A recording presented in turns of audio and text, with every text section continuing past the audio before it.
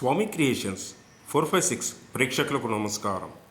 ఈరోజు మనం పార్ట్ 9 చూస్తున్నాము. చిన్నపిల్లలు గంగానమ్మ తల్లి దగ్గర పెట్టిన పండ్లు తినేసేవారు. భక్తుడు మళ్ళీ ఉదయాన్నే పండ్లు పెట్టి వెళ్ళిపోయేవాడు. అలాగే కొంతకాలం గడుస్తుండగా ఒకరోజు కుంభ వర్షం కురుస్తుంది.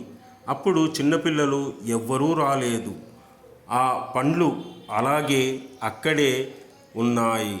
అయితే ఆ తాగుబోతు తిరిగి ఇంటికి వెళుతున్న సమయంలో వర్షం పడుతూనే ఉంది.